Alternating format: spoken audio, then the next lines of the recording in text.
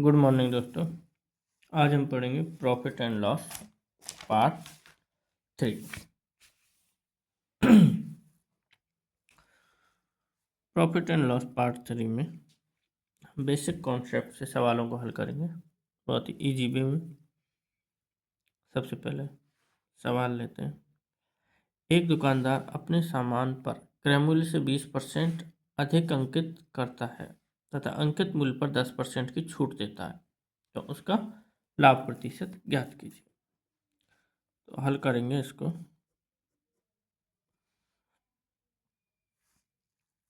माना क्रय मूल्य 100 रुपये है। अब वो कह रहा है कि 20% अधिक, तो 100 का 20% निकालेंगे तो 20 आएगा। तो इससे 20% अधिक, तो अंकित मूल्य 120 हो जाएगा। मूल्य बराबर 120 रुपये।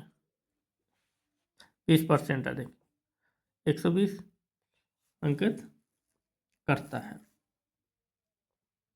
तथा अंकित मूल्य पर 10% की छूट देता है। तो अब ये अंकित मूल्य आ गया, इस पे 10% की छूट देता है वो 10%।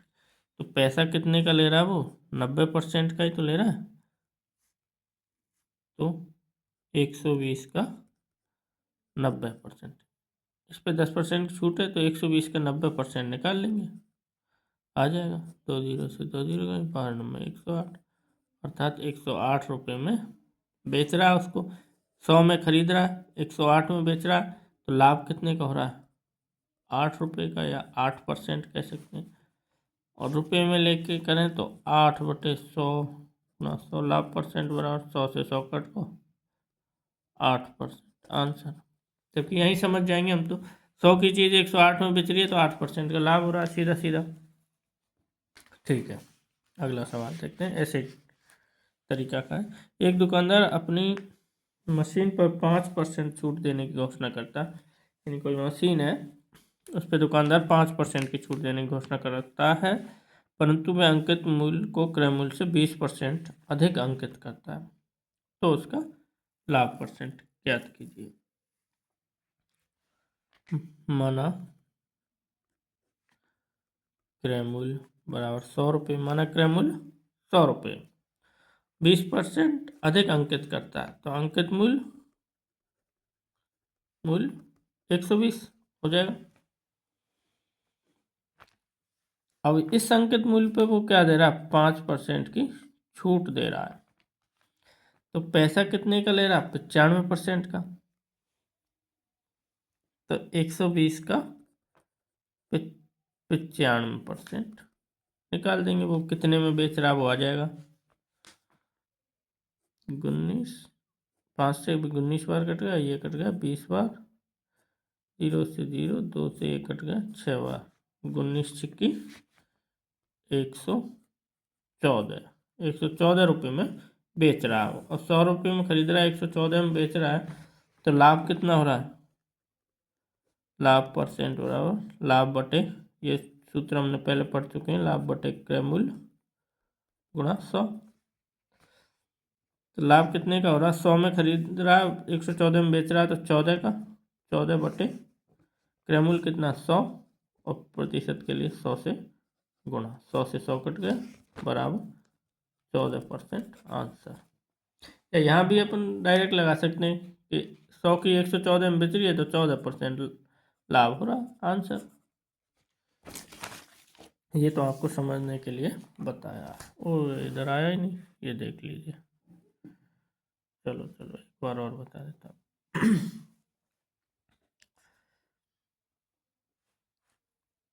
यानी अंकित मूल्य 100, माना क्रय मूल्य 100 रुपये, तो अंकित मूल्य 20% अधिक है, तो 120 रुपये हो जाएगा। और 5% की छूट दे रहा है, तो वो कितने का पैसा ले रहा है? 95% का। तो 120 का 95% निकालेंगे, जितने में विक्रय मूल्य आ जाएगा। विक्रय मूल्य कितना है? 114। 114, 100 की चीज़ 114 में बेच रही है, तो लाभ कितने का होगा? 14% का। और इस सूत्र से भी निकाल लो, लाभ कितने का हो रहा है? 14 रुपये का। 14 बटे क्रय मूल्य क्या? 100 गुणा 100 बराबर 14%। और सवाल देखते हैं। चलिए देख नहीं रहा सही यार।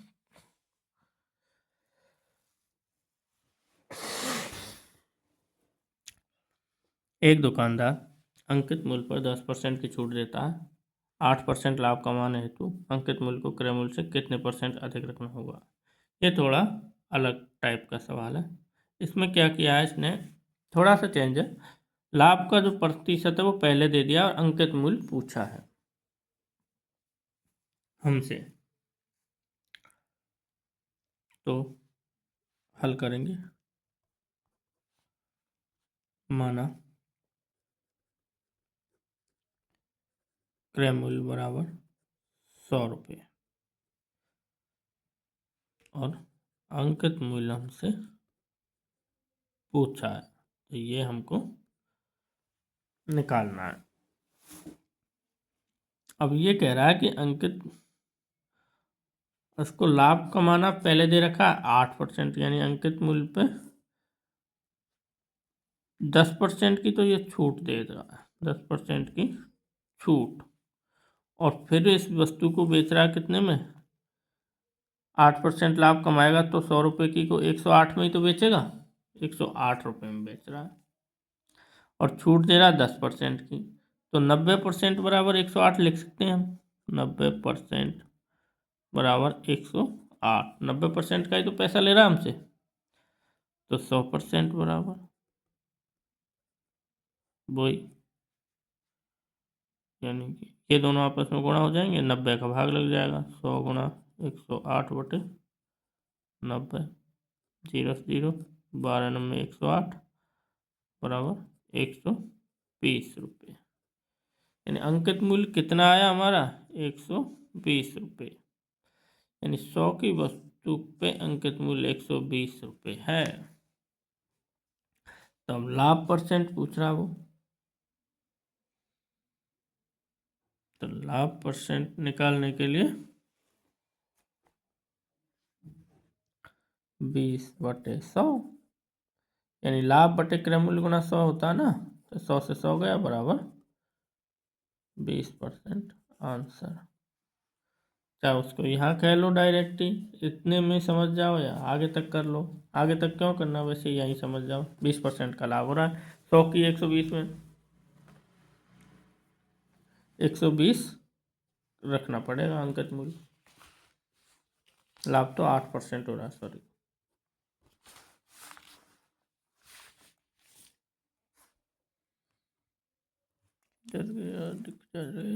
हाँ, एक दुकानदार अपनी प्रत्येक वस्तु को अंकित मूल्य पर 20% छूट देता है। प्रत्येक वस्तु के अंकित मूल्य पर 20% की छूट देता है। इस पर 20% लाभ कमाने हेतु अंकित मूल्य क्रय मूल्य से कितने प्रतिशत अधिक करना होगा। माना क्रय मूल्य बराबर 100 रुपये, अंकित मूल्य हमको ज्ञात करना। अंकित मूल्य, ये अंकित मूल्य है, और इस अंकित मूल्य पे वो कह रहा क्या, 20% की छूट है। छूट होने के बाद फिर क्या कह रहा है वो, 20% ही लाभ कमाने हेतु। अब ये अंकित मूल्य हमको पता नहीं कितना है, लेकिन इस पर 20% वो लाभ कमा रहा है, तो 100 की वस्तु है वो 120 में बेच रहा है। कब बेच रहा है, 20% छूट देने के बाद। तो 20%, ये अपने आप में 100% है अंकित मूल्य, जो भी है कितना भी है, लेकिन इसमें से 20% इसने छूट दे दी, और उसके बाद 120 में बेचता, तब उसको 20% का लाभ होता है। सवाल यही तो कह रहा है, 20% लाभ कमाता है। तो 20% की छूट देने के बाद अंकित मूल्य का क्या बचा हमारे पास, 80%। तो 80% बराबर 120 लिख सकते हैं, यानी ये 80% के बराबर है, ये 120। और फिर जब उसको 20% का लाभ हो रहा, तो 100% बराबर कितना होगा, ये दे दो भाग 100 गुणा 120 बटे 80, नीचे आ जाएगा। 20 चौका 80, 20 छक्की 120, 4 से 100 कट गया 25 बार, 25 छक्की 150 रुपये। यानी अंकित मूल्य कितना है इसका, 150 रुपये। तो कितने परसेंट अधिक अंकित करना होगा, कितने परसेंट, तो 150 माइनस क्रय मूल्य 100 बराबर 50% अधिक अंकित करना होगा आंसर। अब चाहे इसको मेथड से कर लो, 50/100 गुणा 100 करके, फिर भी वही 50%। ये इम्पोर्टेंट फॉर्मूला है, इसको याद रखना, ये हर सवाल में फिट हो रहा है लगभग। और सवाल देखते हैं।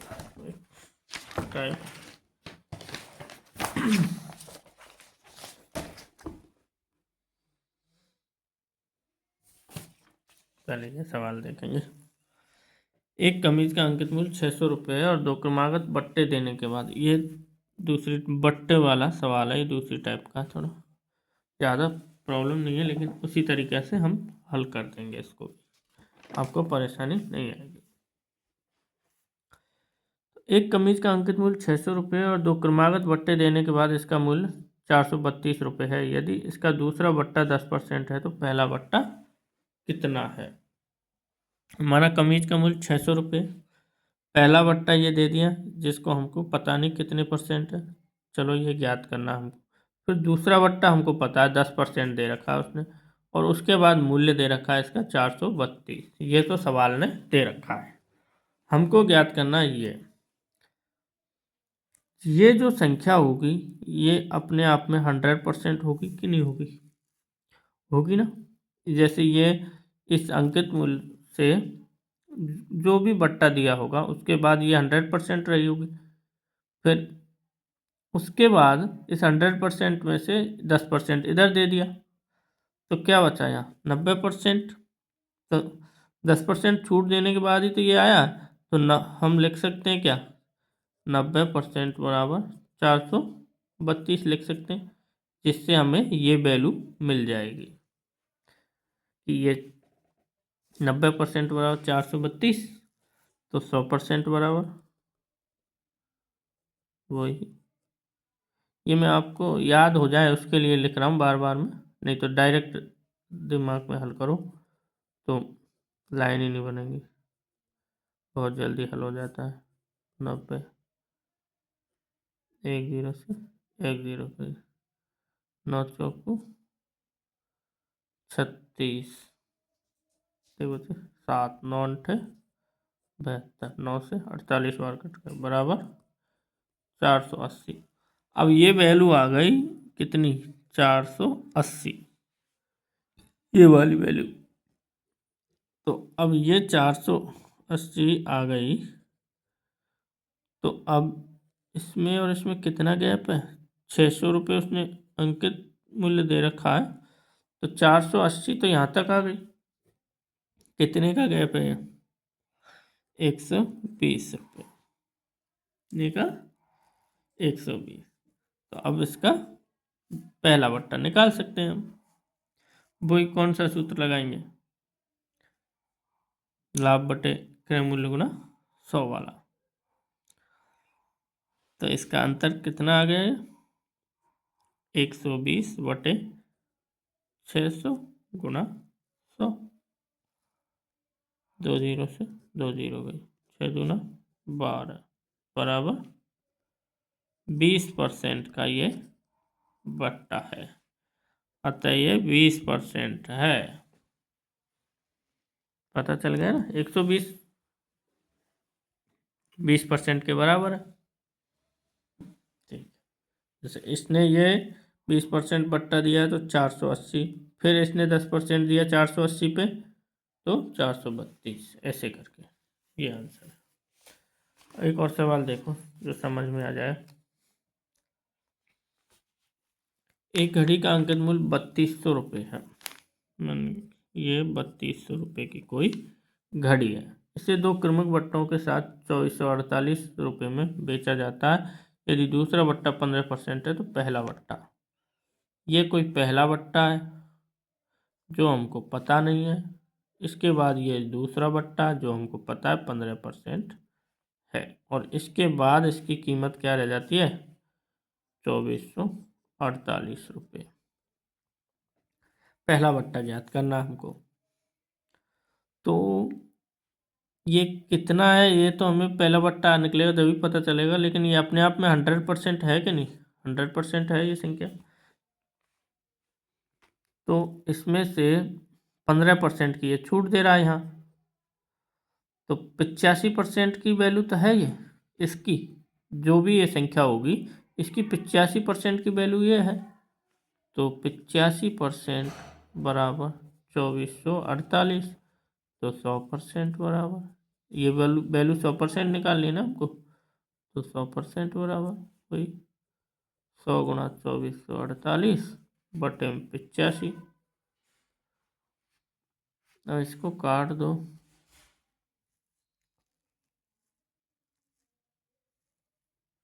17 से कट जाएगा, ये 17 पंच 85, और ये कट जाएगा 144 बार, 5 से ये कट जाएगा 20 बार, 144 दूना 288 और 10 यानी 2880 रुपये। इसकी वैल्यू आ गई क्या, 2880 रुपये इसकी वैल्यू आ गई। तो 2880 इसकी वैल्यू आ गई, तो इसमें कितना अंतर है, ये अंतर कितना है, ये है 320।